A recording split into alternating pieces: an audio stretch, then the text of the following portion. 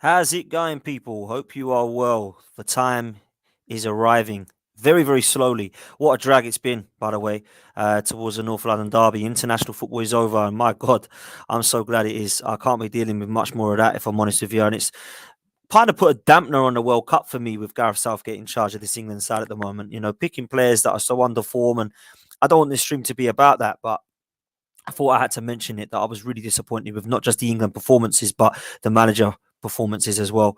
Big up Bukayo Saka, by the way, who come on and completely changed the game against Germany. But for me, we have to walk away disappointed from that competition, looking at Italy and Germany games and thinking, what does that mean for England moving forward into this World Cup?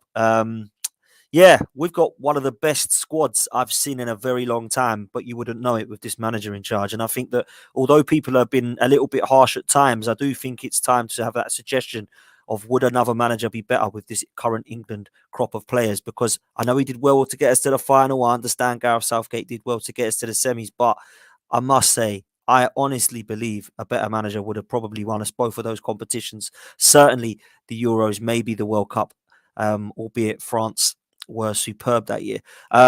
Moving on, though, to, of course, the North London derby, I wanted to do a little bit of a preview. Make sure you head over to Lee Judge's TV tonight. Me and Lee are going to be on there with Michael Bridge talking about Arsenal and Spurs. This weekend's game, well, it's a weekend of derbies, isn't it? What I want to discuss, first of all, is what the bigger derby is, because there's been a lot of discussion I've seen on streams and podcasts saying that the Manchester derby is bigger than the North London derby. And I understand where their opinions are going. I understand that people believe that Manchester City and Manchester United are probably seen as title winning sides over the last 15 to 20 years. But the reason that I think that it just can't be compared is because it's only really been the last, what can we say, even 10 years that Man City have really come into the title winning Man City that we've seen. Because before that, when Man United were winning titles, they were in Division 2 playing Oldham Athletic.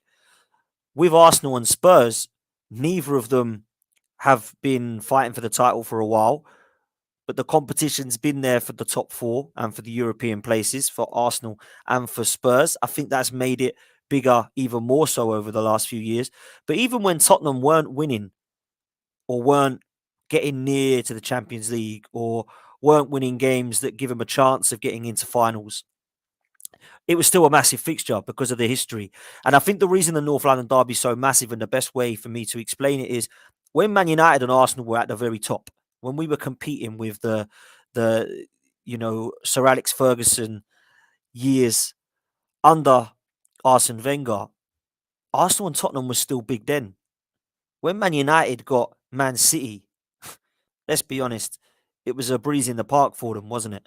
It wasn't really a heated derby as such. Now, it's definitely got bigger over the years, don't get me wrong. But Man United Liverpool was always the biggest in my growing up era for Manchester United's derby anyway. But the North London derby has always been the biggest for me and the fiercest. The other thing that's hilarious is that Manchester United and Manchester City is supposed to be a huge derby of hatred, yet they'd rather see Man City win the title than Liverpool.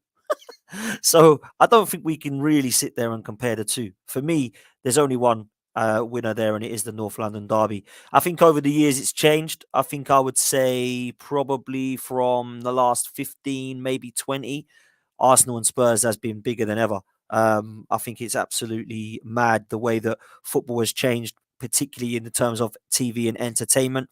And I think that has definitely improved the atmosphere, and the social media presence, of course, has made things bigger for Arsenal and Spurs in a North London derby. And for me, it's not even close. I think Manchester City and Man United are two well-respected clubs of the last 10, 15, maybe even longer years, particularly as Man United are concerned. But I don't think the rivalry is there quite like Arsenal and Spurs. Moving into this one, I wanted to do something a little bit different. I've been doing a couple of combined 11 shows, and I'm not actually a fan of combined 11s, I've got to admit, but a lot of people like them. I've put one together that's on form. I've put one together on form, not just looking at these last 7 games, but looking at last season and the back end of last season as well. I think last season and the start of this season, both teams could probably have a few shouts in there, but I think I've made the right decision by going through it. So I'm going to go through it with you guys first of all, and then I'm going to come into some of the team news, some of the predictions, some of my thoughts on what I think is going to happen this weekend as far as the North London Derby is concerned. It's one that I'm really looking forward to, and I'm so pleased that football is back. And when I say football, I mean, of course, the Premier League. But I wanted to talk about this one with you guys because for me, this one is quite easy. I'm actually a fan of Hugo Lloris. I can't lie in goal. I actually am a huge fan of him. I do think there's mistakes there, but what Aaron Ramsdale's done in the last 7 games and going into last season has been superb. In terms of clean sheets, command of area, distribution, I think all of those things he is improving on, even though I think he's already half decent at it. I think at 24, a goalkeeper has a lot to learn. And I think that he is learning a lot, if I'm honest with you. I really do. So I think Ramsdale gets just ahead of Lloris. I don't think there's much in this one, if I'm honest. If I had a Tottenham fan on here, then perhaps they'd be saying, where are we going with this one? But I believe Ramsdale deserves to be in there ahead of Hugo Lloris. I've gone with Ben White at right back. I don't think it's really hard, if I'm honest. If Tomiyasu could have stayed fit for longer last season and at the start of this season would have got ahead of Ben White, then perhaps he could be in the conversation. I really like Tomiyasu. I think he's a very good fullback. But what Ben White has done this season has just proved to me that perhaps if I can't put him at centre-back, which we'll come on to in a minute, then perhaps I can put him on at the right. And I don't think he's let Arsenal down this season at right back. And it was a position I queried. Do we need another right back? Is it a position that perhaps we need to look at in the summer and now in January? But at the moment, Ben White's answering all its critics. It's been fantastic. He really has. I've gone with Romero at centre-back. I've been really impressed with him, by the way. I think Christian Romero, for me, has been Tottenham's best defender. He's the one that I think would probably have a chance of getting in at the back. I haven't gone for Saliba just for the pure fact that last season he wasn't there. In 7 games in, I've been really impressed with what Romero has done at Spurs, so he gets it just for me over what he's done for the last season. If we were doing it in the last 7 games, Saliba walks in, man. Absolutely walks in. I mean, for me, he's been the best centre-half in the league. Gabriel, I think last season, he was up for Player of the Year. I thought he was fantastic. A couple of mistakes, to be fair to him, and he's had a bit of a shaky start, Gabriel. But I really rate him. I really like him a lot. And Kieran Tierney comes in at left back. Again, Zinchenko could have got a mention, but only being 7 games in, I had to take into account last season. Albeit he missed a big chunk of it, I do think he's better than Sessegnon over at the left back for Spurs, or Reguilon, who's now actually gone. So I couldn't pick him. And Perisic is okay in a back 3, but he's not a left back. So for me, Kieran Tierney walks in. Then we look at the centre midfield. I don't think we can put Højbjerg, Basuma or Bentancur in it. Basuma hasn't featured yet. Bentancur has been a great signing for Spurs, but I don't think he's been better than Partey or Xhaka or Ødegaard. And likewise, Højbjerg, I don't really see that he's an upgrade on Granit Xhaka. So I have to go for the Arsenal 3 in midfield. I think what Partey does is so influential and important to how Arsenal play. I think Granit Xhaka is the most improved player, if I'm honest with you. And this season, he's been our best player. I think consistently under Mikel Arteta, you've probably got to put your hands up and say that he's been one of our better players. And then, of course, Martin Ødegaard is the guy that comes in with a little bit of a difference, if I'm honest, to how Tottenham set up. They don't really play a creative midfielder. So Martin Ødegaard has got for me, one of the most important roles at the weekend because he's going to try and find that space. I've gone with our front 3, which I think picks itself. I love Martinelli and Saka. I think they're absolutely fantastic. But those front 3, I don't think anyone can not really pick them. I think what Jesus does at Man City and has done straight away at Arsenal means that he has to go in. And then, of course, Kane and Son speak for themselves, really, with what they're doing up top. I really do think that those... And I could only really get 3 Spurs players in there. Do you know what I mean? Some people in the chat are saying, are you serious? 3 Spurs players? Listen, I can't put Saliba in, guys. I'd love to, but he's only played 7 games and Romero had the whole of last season at Spurs. And this season, it's clear that whenever he's in the team, that Tottenham are great. I hate saying it, but I think, deep down it's true. If Saliba would have played last season, he's walking into this side. I don't think I can put Saka in here ahead of Jesus. I definitely can't leave Son or Kane out. I have to be fair. I could leave Ødegaard out, I suppose, and put Saka in, but for me, playing that 4-3-3 position is the way forward. So, yeah, man, I think it has to be this. I don't know that there's anyone that I've missed out, really. Let me know in the chat. People saying they're disagreeing. Some people saying Saka surely should be in. Dan, are you smoking something? No, I don't think I've been smoking anything bad. I think those three players deserve to be in there for Spurs. I don't know how you can play Saka ahead of Kane and Son. Personally, I love Saka, I love Martinelli, but they can't get in ahead of Kane and Son. And Saliba is a better defender for me from what I've seen so far than Romero. But Romero deserves to be in there, man. He's been quality for Tottenham. It has to be said. So yeah, man. Listen, it's got to be that 11 for me, and I think it's fair. Look at us. Look, we've got three Tottenham players in there. We've squeezed, and people are still moaning. Unbelievable. We've got Arsenal players, and people still aren't happy. You just can't please some people, I suppose. But there we go. Yeah, Saliba over Gabriel. Some people are saying. I don't know how we can say that with he's played 7 games. Gabriel's been here for 2 years and has been our best defender, in my opinion. If Saliba carries on, he'll be better than Gabriel. Absolutely, he will. So yeah, let's see what happens. It's going to be interesting. The good thing is that when you put Tottenham players in, people hate it, but sometimes you have to be realistic and say that they actually have got some world-class talent in there. And Kane and Son are definitely that, whether you like it or not. Let's talk a little bit about the game, can we? I think this one's going to be a cracker. I've said it for weeks. I think this one is going to be an absolute cracker. And the reason I think it's going to be a cracker, last year's results suggested there's goals in this game. At their place, let's not remind ourselves, but they scored 3 goals. At our place, there was 4 goals in the game, 7 goals in the last 2 games of last year. At the Emirates, we always see goals. If you think back in history, there's always been goals at the Emirates. If you think back in history, there's always been goals at White Hart Lane. When you look at what this team stands for right now, it's scoring early and creating. And I think that is going to not change one bit against Spurs. But it's going to be interesting for me to see how Antonio Conte sets this Spurs team up. Does he go for a draw? Does he go all out for the win? Does he look to try and get something in early for against Arsenal? Does he look to hit us hard? And I think these are all questions I'm going to be asking. I'm going to talk to you a little bit about the team news.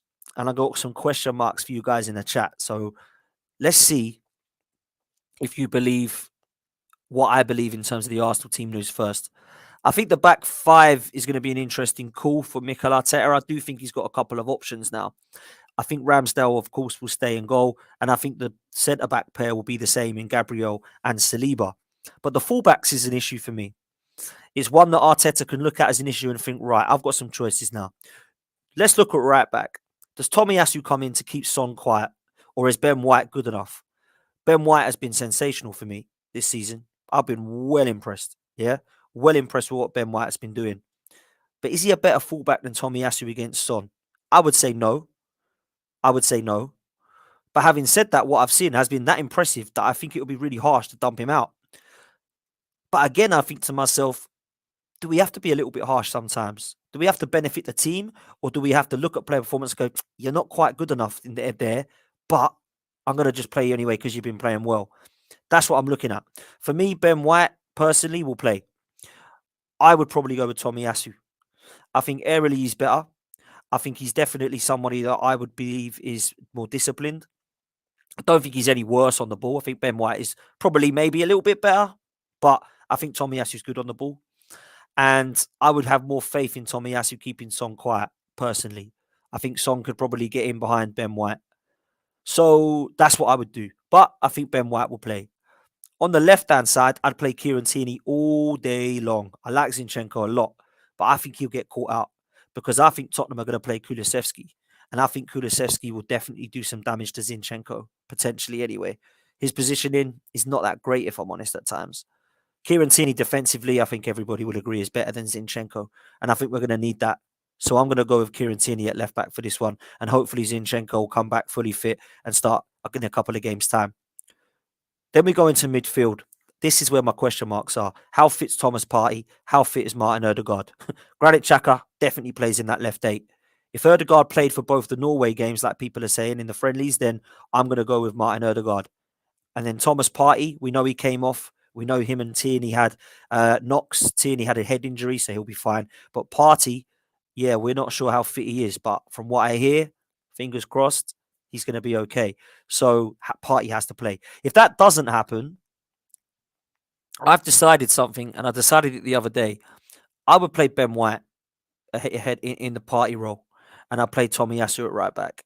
I don't want to see this Lokonga there. I don't want to see Chaka dropping deep. I'd rather just play a person in there who's defensive minded, that's clever on the ball. And I think Ben White is probably our better option now. I like Sambi Lokonga on the ball, but off the ball, I think Ben White would probably do a better job, man, in terms of tackles. I don't see this guy as a number 6 at all, Lokonga. I really don't. I think he's a Chaka replacement for me. So that's what I'd probably do. But I'm being told that Partey should be fit. So hopefully we'll be okay, man. And then the front three don't change for me. It's got to be Jesus, Saka, and Martinelli. There is rumours that, well, it's not rumours, it's actually been confirmed that Smith Rowe is going to miss the game. Smith Rowe has undergone a procedure which has seen him undergo surgery, and he's going to be probably returning to full training after the World Cup now. So I don't think we're going to see him until the new year, if I'm honest. It's a shame. It's a real shame because it's a player I really like. He's not really been able to get back into this side because of little niggly injuries. And I just hope now that they found out what the problem was and that he can now come back fighting fit because he's going to be vital to us this season. It's a massive year for Smith Rowe. Trying to get back into the side for club and country is going to be difficult for Smith Rowe now. But it's good to know that they seem to have found out what the problem is and hopefully he'll be back fighting fit. I look at it, right, and I think that this bench, it worries me, guys. It worries me. I'm sorry. It worries me big time. Okay, Tomiyasu and Zinchenko might be on the bench and they're good players, but do they come on and completely change the game in terms of our attacking threat? They don't really. Maybe Zinchenko might. Vieira, I like what I've seen early days, but I like what I've seen. Marquinhos, I like what I've seen early days, but I like what I've seen. And up top, Eddie Nketiah definitely has improved some of his games. Some of his game. But that isn't a frightening bench, is it? You know, Smith Rowe would have been one of the 5 subs I used along with those guys, those other 4. But now we've got to play another one, which will probably be Lokonga, somebody like that. I really think we're struggling, guys, on the bench. I really do think we're struggling. And I think we've left ourselves short for this period of 9 games we're going to find ourselves fighting in October. And the 2 games we have in November, which are away to both Chelsea and Wolves, it's going to be a real difficult time for Arsenal, starting this weekend, going right the way up to the World Cup now. 9 games in that October, 11 or 12 games, I think, in total with the Europa League games, the league games in November. And then you've obviously got Europa League and the League Cup games on top of that. Wow, this is going to be mad, absolutely mad. So I don't know that we have this good enough squad, and this is going to tell us where we're at, isn't it? Massively. As far as Tottenham are concerned, there's doubts over Hugo Lloris. I hope that he's out because Fraser Forster is a good goalkeeper, but he's not as good as Hugo Lloris. Albeit, funny enough, Fraser Forster always seems to have good games against Arsenal, doesn't he? When he was at Southampton and even when he was at Celtic, he played really well against us in one game and then really well for the majority of his career at Southampton. But I obviously see that as a weakness. Their back can be caught.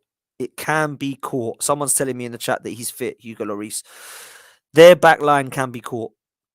100% it can be caught. I think that if they play Sanchez, we're okay. If they play Lenglet, we've got a chance of a weakness. If they play Ben Davis, we've got a chance of a weakness. There's only Romero and Dyer that are on form for them at the back. And we can definitely hit Emerson Royale hard. Let's be honest. I'm a fan of what I see from Perisic. But Emerson Royale, we could be all over him. I expect Martinelli to give him a torrid time. Yeah, torrid time.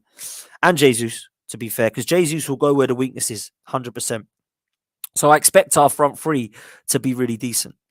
In their midfield, I think it's obvious it will be Bentancur and Højbjerg. I don't think he seems to rate Basuma at the moment for whatever. Conte's stubborn in that midfield. He seems to me to be a little bit like some of the other old school managers that just kind of, a little bit like Mourinho, I suppose, just sticks to who he rates and sticks to who he wants. And I'm amazed they've bought Basuma and haven't played him. I can't lie. It's mad. Absolutely mad. So that'll be interesting to see. And when it comes to their front three, I think it's going to be Kulusevski, Kane and Son. I don't think Richarlison will do. I think Richarlison will come on. I think he'll come on. And cause problems because that's what he does when he plays Arsenal with Richarlison. I just feel with this one, the most important areas of the team for me as far as Arsenal concerned, sorry, is Martin Odegaard and Gabriel Jesus. Because I feel like what we have is something that they don't, and that's a creative midfield spark who can start threading balls through to their front three. I'm not so sure that Bentancur and Højbjerg are a Martin Odegaard type. And I think in that double pivot, they don't have that because of their style of play. They're going to be looking at Royale and Perisic as dangers going forward because of that's just how Conte plays. I always think of Victor Moses and Marcos Alonso. Whenever I see a Conte side now, I think of those two and remember how poor they were when Conte left and just how important it is those fullbacks or wingbacks, should I say, role for Tottenham. So I think personally it's going to be interesting. I really do. And I can see it being a 3-2 Arsenal win. That's my prediction. I believe it won't be someone go 2-0 up. Someone, I think there'll be you score, we score type game. And I do fancy Arsenal because I think the crowd definitely deserve a lot of credit. And I think that 12th man is going to massively help. Away from home, it helps Spurs. At the Emirates, it helps Arsenal. And I think that is what's going to get us over the line. I think the players are going to feel it. I think they're going to be ignited by it. I think the manager, extremely passionate that he is going to find that. And I think that, if I'm honest, it's going to be a interesting game, but one that I think Arsenal will take 3 points from. I can't lie. Let's see what we've got going on in the chat. Smash your question. Smash a like on the video, and let me know your score predictions as well. That'll be good. Aaron has got a problem with my 1 to 11. He says, sorry, Dan, but Saliba is over Gabriel. Gabriel is nowhere near as good as Gabriel. I don't know what he means there. I think he means Saliba is better than Gabriel. Yeah, I agree. I think Saliba is better than Gabriel. But my 1 to 11 is not who's the better player right now. It's who's been on form the last couple, this season and last season. And Saliba wasn't here, bro, so I can't pick Saliba. But he's actually one of my favourite players. So there we go. Where else are we? Dunkstow is saying that Saka would be in the front three. Jesus wouldn't be in there. Fair play. Aaron has come back and said, let me ask a question, Dan. If you had to keep one, Saliba or Gabriel, who'd you pick? Yeah, I keep Saliba. 100%, mate. Keep Saliba. But I can't put him in the team. I've said that many times. Well, I can put him in the teams, but he's played 7 games. So that's a bit harsh to do that. But there we go. Where else are we? Pick up that, my bro, from Noah. I do worry if we don't finish our dinner.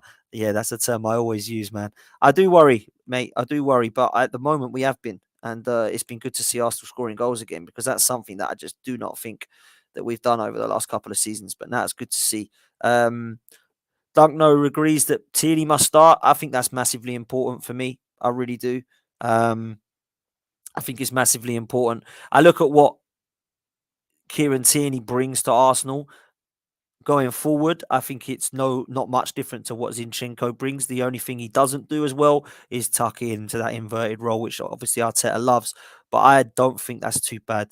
If I'm honest with you. I really like what he does defensively, man. I really, really like. So there we go. Right, let's see. Who else do we have? Luca, do you think that Spurs will play a low block? I really don't think they will, man. I know Conte sometimes does like to do this and set up defensively, but I just can't see him doing this for this game, because I think that what he tried to do against Chelsea didn't work, and it actually should have lost the game. And if it wasn't for them cheating by pulling back Cucurella's hair, then they would have lost the game and not drew it. And I think that they'll come at us. I do. And I think what they'll learn from what we have been doing is they'll try to do what Man United did, I think, and they'll try and hit us on the break. We can't allow that to happen. We cannot allow that to happen. We need to learn from that Old Trafford Man United game as much as possible, man. So there we go. Let's see what happens there. You think he's coming to have a go at us? Travorelli, big up yourself. Yeah, I do. I do think he's going to come and have a go at us. I don't think they're going to come and park the bus and sit back. And I really don't. I think they want to win this game. Tottenham are behind us in the league. Tottenham are a point behind us in the league. And although they don't have to beat us at the Emirates, I think Conte will come and have a go at us. I do. I think he will. I hope I'm wrong, and I hope they sit back and it's all an easy game for Arsenal. But if you think this is going to be an easy game, yeah, man, you ain't been watching Tottenham this season, because they ain't lost a game yet, and they've been playing pretty poorly in most of those. They just don't lose games. They don't. to be honest with you. Danny D is, I guess he's a Spurs fan. Big up yourself, man. It says, big surprise Saturday, a 3-5-2. He thinks it'll be Hugo Lloris with Emerson Royale as a wing back, Romero, Dyer, and Lenglet in a back three, Perisic as a left wing back, Bissouma coming in with Højbjerg and Bentancur, and then Kane and Son. So there won't be a Kulusevski or a Richarlison in his eyes. So yeah, it'll be interesting to see what happens. They lost in Europe. Yeah, they did. And I hope they play as bad as they did in Europe because I might have a chance there. But in the league, they ain't lost a game. And I don't know how. They've been poor, man. They've been poor. And they haven't lost a league game somehow. And even against Leicester, it was mad. They won 6-2 and they didn't even play that well, I didn't think. I spoke to Tobes, who's a big regular guest on this channel, and he was like, we need to play better than that. Like, we were poor. Really poor. And they won 6-2. So it ain't bad if you're poor and you win 6-2. That's just the way it is, man. That's just the way that it's going. I'm being told Kulusevski's out with a hamstring injury by Danny D. I hope that is true, my guy. I hope that is true. It says, see, Kulusevski is out with a hamstring. Oh, please. I like that guy. I think he's a wicked player. I really do. Yeah, so let's see what happens. As for the long-term future of both of these clubs, I think we're too early to talk about that at the moment. But if you was to ask me now, I think as far as Arsenal are concerned, I still have Tottenham to finish above us. I still do. I think that their strength in depth is a little bit better than ours, and they have a world-class elite manager. That's the only reason. If we had an elite manager and a strong strength in depth team, then I think we would finish up ahead of Tottenham. Unfortunately, it doesn't look like that's going to be the case in my eyes anyway. When it comes to long term, though, I think Tottenham are screwed when Conte goes. I think they're screwed because Kane's going to go. He's going to eventually. He's not going to sign a new long term deal. He's 29, going on 30. I think he's got two more years left on his deal. He'll be going, man. He'll be going. Likewise, Son, same age. I think signed a new deal now, but I don't think that he's going to be sat there thinking this is my long-term future. He's got another move in him potentially if he wants one. But even if he stays, I don't think there's much that Tottenham can do. And when Conte goes, who are they going to get? Tottenham aren't going to go and get an elite manager. They've already got one. And if it ain't going to work with him, then he's done. I think Conte will go whatever at this end of this season. He's not going to sign another deal. I know he's got an option to sign it. I think if Tottenham win a trophy, he's definitely more likely to leave. If they don't win a trophy, then he's probably going to think, look, you're not backing me enough here. You're not giving me the ambition I want. I wanted 4 or 5 more players in January. You ain't going to get it for me. And I think he'll go. So I think it'll be interesting to see what happens with Conte. As for Arsenal, I think we're keeping Mikel Arteta whatever. I think even if we finish 7th or 8th, I think we'll keep him. Kroenke wants him. He does. He wants him, whatever. And although I don't think we'll finish that low this season, I do feel personally like that if we do miss out and we're trophyless and we come 5th again, of course, what my feelings are, guys. I would like him to leave and us get a good manager in. But if he can get us into Champions League football, he will, of course, stay. And I think the Conkeys will keep him whatever because I think they've massively invested in this guy, time, money, and effort. And I don't think they're ready to just kiss that all goodbye just yet. So I think he's going to stay whatever. And I've said that for a long time. I think we're here with Arteta for a while now. And let's hope it keeps continuing to progress because I've been well impressed this season. Like, honestly, the encouragement I've got from some of these players under this manager this season has been fantastic. Players like Granit Xhaka, players like William Saliba, players like Gabriel Jesus. Zinchenko's taken us to a new level when he does play. I think Ben White's coming in really improved, in my opinion, not just his game, but the way that our right side is. Saka is probably the one player you would look at the moment and say, he needs to shine. That's quite nice and refreshing to have that. And although I want to demand the best from our players and put pressure on them to do well, at the same time, this guy's carried us for 2 years. So allow him to have a few games, yeah? He's been actually okay. He hasn't been shocking like some people have been saying. He's been trying hard. He's been aggressive. He's been pressing. He's actually assisting most games and he's creating and he has scored a couple of goals. One deflected off Palace, albeit the other one was against Man United. So I don't think he's been shocking. Martinelli and Gabriel Jesus have taken us to a new level. I think the pair of them together looks fantastic. And I think that in the midfield, when Partey, Xhaka and Ødegaard are fit, it's absolutely brilliant to watch. So I'm a big fan of what I'm seeing. I need Ødegaard to turn up in this game. I need him to score goals continually because I think this guy has definitely shown that he's got shooting boots. And I questioned that. And I really do feel that Arsenal are going to take 3 points. So I'm going to leave it there, guys, and love you and leave you. Hopefully, Stay tuned if all of you can. Tonight we've got Michael Bridge on. Myself and Lee, judges over on Lee Judges TV, will be on Michael Bridge talking about the North London derby and getting his perspectives on Tottenham. So make sure you join us there at 9 o'clock this evening on Lee Judges TV. Make sure you smash a like on this video and subscribe to the channel. I'm nearly at 5.5K, man. Thank you so much, guys. Like in 3 months, I did not expect to get that. So I'm really, really love the fact that you've helped me to get there. So please, give us a like and subscribe to the channel and head over to Lee Judges TV tonight. We'll see you there at 9 o'clock. Until then, up the Arsenal, take care, and we will see you next time, guys.